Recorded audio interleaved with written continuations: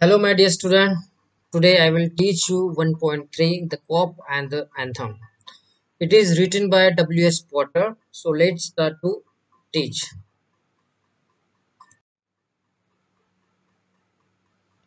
Sophie left his bench and strolled out of the square and across the level sea of asphalt where Broadway and Fifth Avenue flow together. Soapy बाकावरून उठला आणि रमत गमत डांबरी रस्ता ओलांडून Broadway आणि 5वा ॲव्हेन्यू एकत्र येतात त्या चौकातून बाहेर पडला. Up Broadway he turned and stopped at a luxurious cafe. Broadway कडून वरच्या दिशेला तो वळला आणि एका महागड्या कॅफेपाशी तो थांबला. Sophie had confidence in himself from the lowest button of his best effort. सोफीला त्याच्या पोटाच्या सर्वात खालच्या बटनापासून वरपर्यंत स्वतःवर विश्वास होता. म्हणजे बघा, याला म्हणतात गाढा विश्वास, प्रचंड विश्वास किंवा आत्मविश्वास. He was 7 and his coat was trim and his neat black bow had been presented to him by a lady missionary on Thanksgiving Day. त्याने दाढी वगैरे केलेली होती, त्याच्या कोटही ठीकठाक होता आणि थँक्स गिव्हिंगच्या दिवशी एका मिशनरी स्त्रीने भेट दिलेला एक छानसा काळा बो त्याने लावला होता. If only he could reach a table in the restaurant unexpected, success would be his.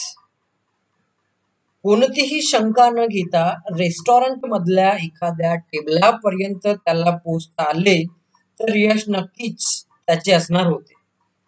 Portion of him that would show above the table would raise no doubt in the waiter mind. टेबलाच्या वरून दिसणारा त्याच्या शरीराचा भाग पाहून वेटरच्या मनात शंका आली नसती. A roasted mallard duck thought Soapy would be about the things with a bottle of wine and then some cheese, a cup of coffee and a cigar. Malad बदकाचे भाजलेले मांस, वाईनची एक बॉटल, दारूची एक बॉटली, त्यानंतर थोडे चीज, एक कप कॉफी आणि एक सिगार. या सर्व गोष्टीचा सोपीने मनातल्या मनात काय करून ठेवला होता? विचार करून ठेवला होता. $1 for the cigar would be enough. म्हणजे सिगारचा $1 ठीक आहे, म्हणजे सिगारसाठी त्याने $1 आहे हा पुरेसा आहे असं ठरवलेलं होतं. The total would not be so high as he called forth any extreme of revenge from the cafe management, and yet the meat would leave him filled and happy for the journey to his winter land. या सगळ्यांची एकूण किंमत कॅफेचा मालक संतापून काही करील एवढी जास्त नव्हती.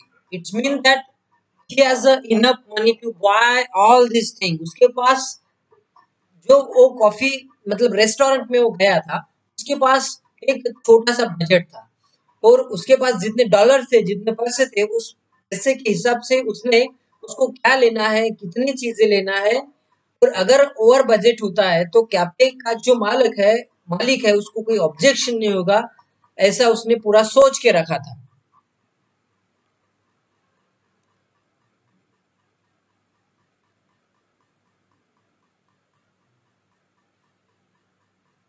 Total would not be so high as call forth any extreme of revenge from the cafe management, and yet the meat would leave him filled and happy for the journey to his winter islands.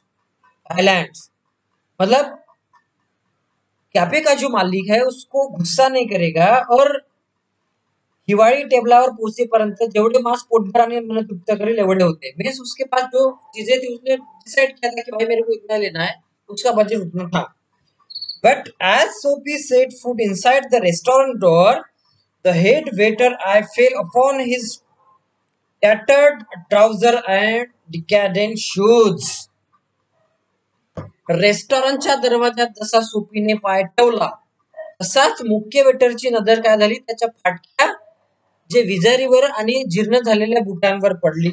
म्हणजे त्या ठिकाणी जे trouser होता आणि त्याने घातलेला जे काही ड्रेस होता तो एकदम जीर्ण झालेला होता, जुना होता. त्याच्या ड्रेसवर कोणाचं लक्ष पडलं त्या ठिकाणी? वेटरचं लक्ष पडलं. Strong and ready and turn him about and convey him in silence, and he heads to the sidewalk and awaited the ignoble fate of his menace Millard.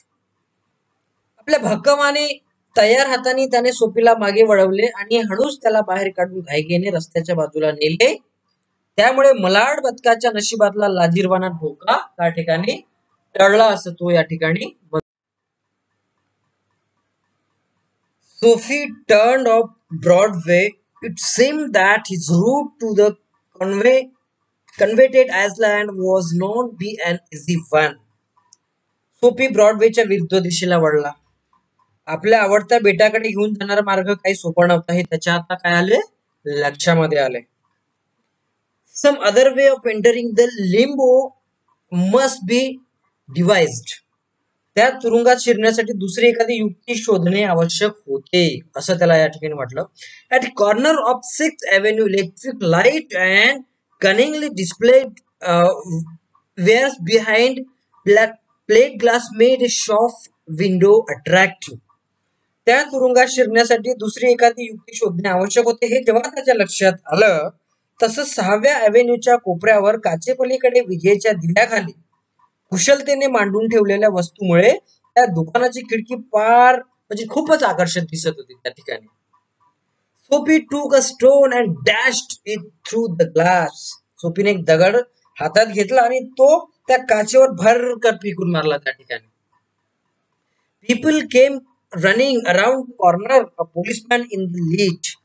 कोपऱ्यावरून लोक धावत आले आणि सर्वात पुढे कोण होतं त्या ठिकाणी? तो पोलिसमॅन त्या ठिकाणी सर्वात पुढे होता. आता ते सोफीला पकडण्यासाठी आले अर्थातच.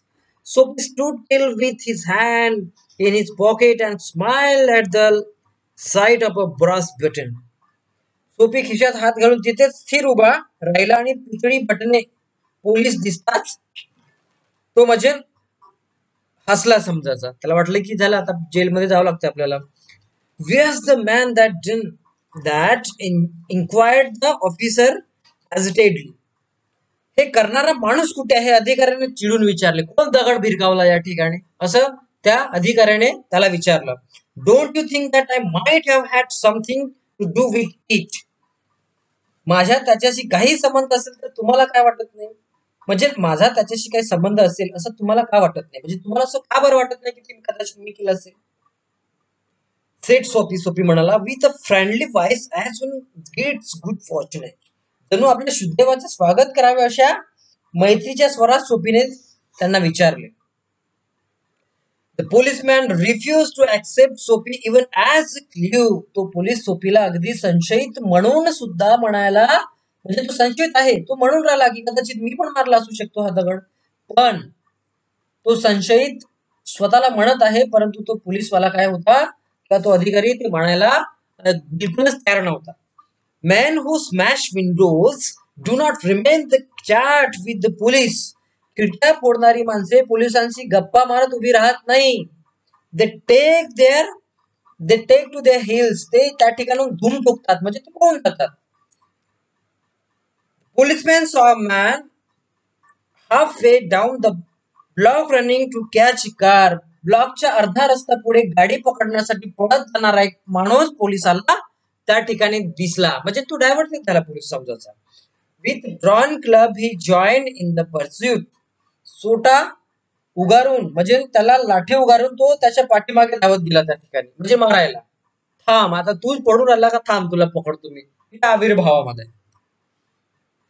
Sophie with disgust in his heart drifted along twice unsuccessful. दोनदा अपयशी झालेल्या सोफी मनातल्या मनात चढफडत किंवा तिरफडत पुढे चालायला लागला. त्याला काय वाटलं की रे यार मी सांगत आहो मी मारला आणि हा मला पकडत नाहीये, मला आतमध्ये जायचंय अशा विचाराने तो त्या ठिकाणी आला होता. परंतु पोलिसमॅनला वाटलं की नाही हा नसेल दुसरा असेल म्हणून तो दुसऱ्याच्या मागे पळत सुटला त्या ठिकाणी. On the opposite side of the street was a restaurant and no great pretensions. रस्त्याच्या विरुद्ध दिशेला किंवा बाजूला फारसे भपका नसलेले एक साधेसे रेस्टॉरंट होते, म्हणजे एकदम अट्रॅक्टिव्ह नव्हतं, साधं रेस्टॉरंट त्या ठिकाणी रस्त्याच्या विरुद्ध दिशेला होतं. It catered to large appetites and modest purses. पोट भरून जेवणारा पण खिसे छोटे असणाऱ्यांची भूक ते भागवत असे, म्हणजे गरीब लोकांचं ते रेस्टॉरंट असेल त्या ठिकाणी. Its crockery and atmosphere were thick, its soup and napery thin. तिथली जो क्रॉकरी होती आणि तिथले वातावरण घट्ट दाट होते, आणि तिथले सूप आणि मेजर जे टेबल्स होते त्याच्यावर जे कापड जे होते ते अगदी पातळ जीर्ण झालेले, किंवा एकदम गरीब लोकांचं रेस्टॉरंट कसं असते, कमी पैसेवाल्यांचं म्हणण्याचा अर्थ असं, ते कमी पैसेवाले लोक त्या ठिकाणी जात होतं आणि पैसे कमी आणि पोटभर जेवण त्या ठिकाणी मिळत होतं. असं ते रेस्टॉरंट रोडच्या बाजूला म्हणजे विरुद्ध दिशेला होतं. Into this space Sophie betook himself without challenge. कुठल्याही अडचणीविना सोफीला आत प्रवेश मिळाला. तिथे सगळे त्याच्याच सारखे होते कस्टमर जाणारे, त्याच्यामुळे काय झालं, तिथे सहज त्याला एंट्री मिळाली.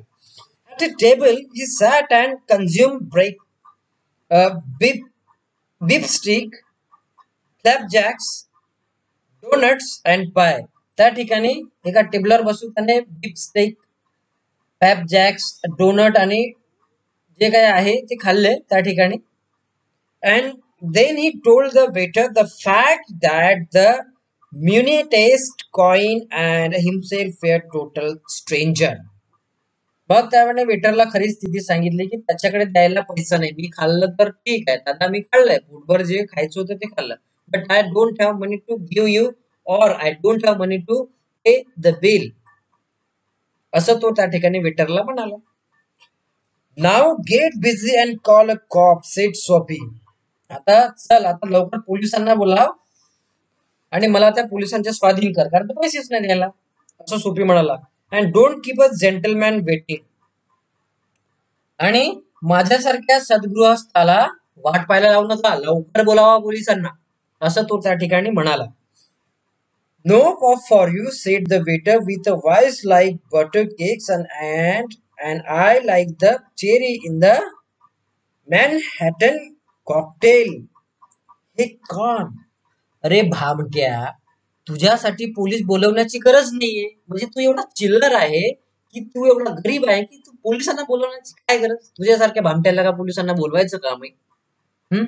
लोण्याच्या केक सारखा मऊ आवाजात आणि मॅनहॅटन कॉकटेल मधल्या चेरी सारखा लाल भडक डोळ्यांनी वेटर म्हणाला.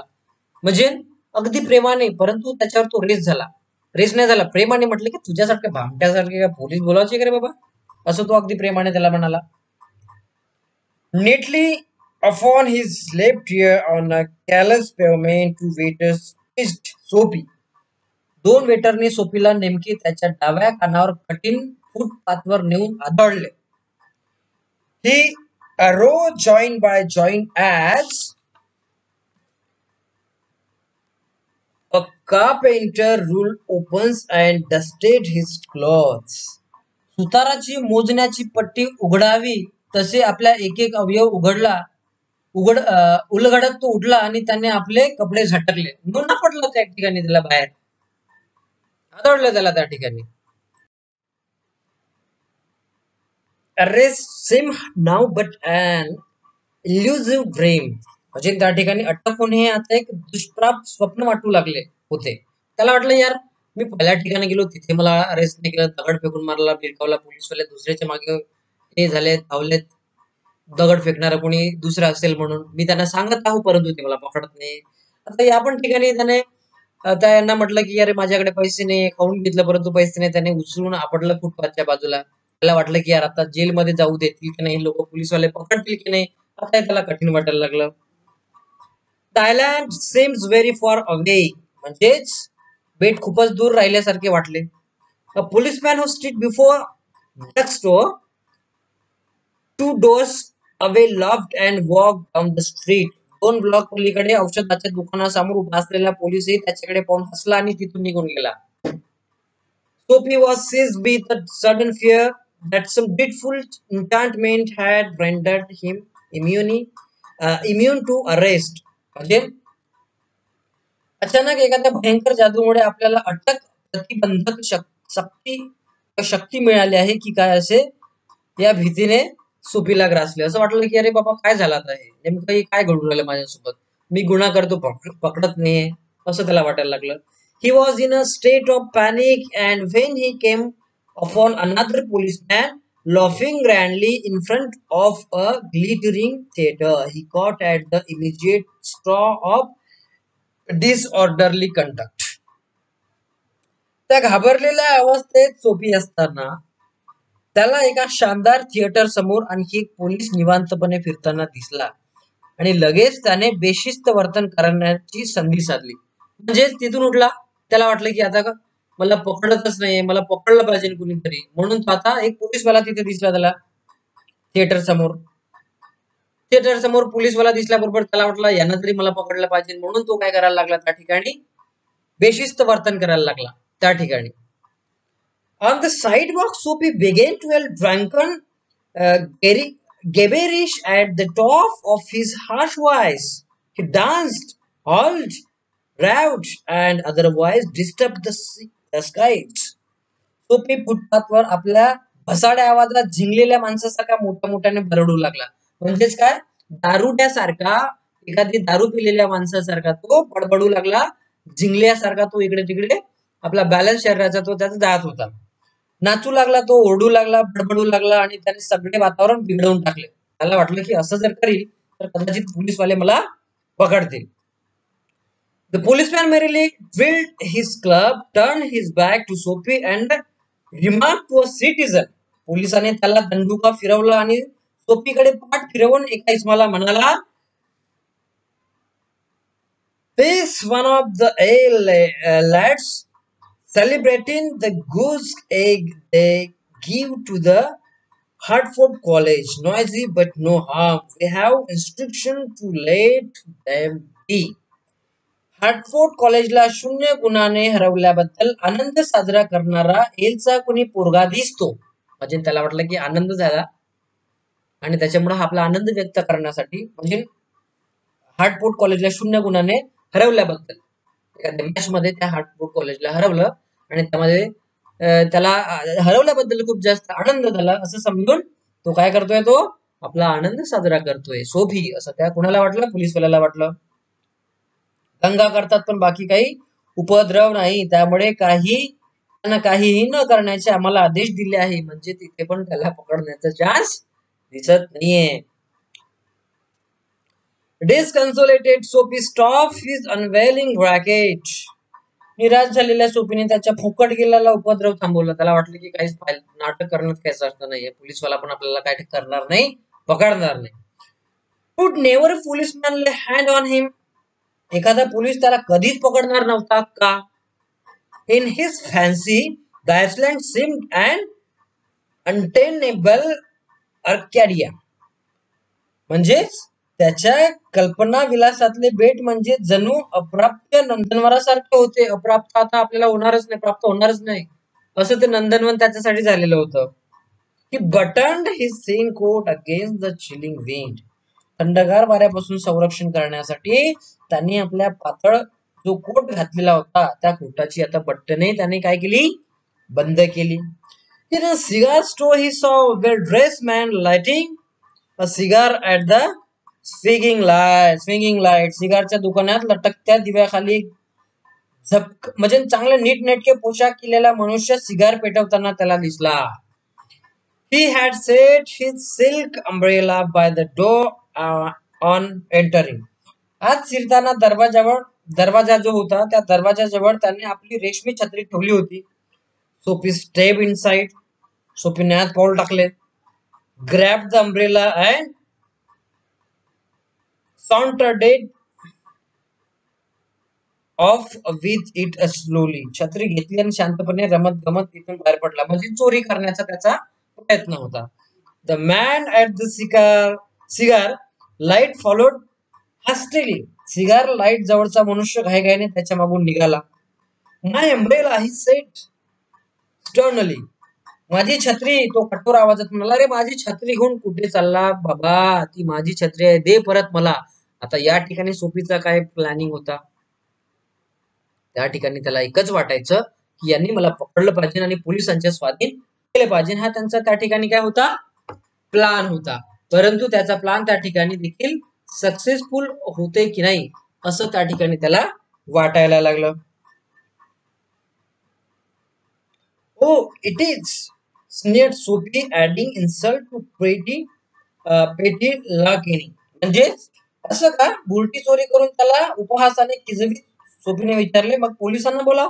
Okay well why don't you call a policeman, go and call the police, I am ready to arrest. I took it मी ही तुझी छत्री घेतली आहे हे तू पोलिसांना सांग. पोलिसांना बोला मला अरेस्ट करायला. You umbrella why don't you call a cop, stand one on the corner. मी तुझी छत्री घेतली आहे, पोलिसांना का बोलावत नाही? तिथे कोपऱ्यावर त्या ठिकाणी कोण उभा आहे, पोलीसमॅन उभा आहे. Umbrella owner slowed his step.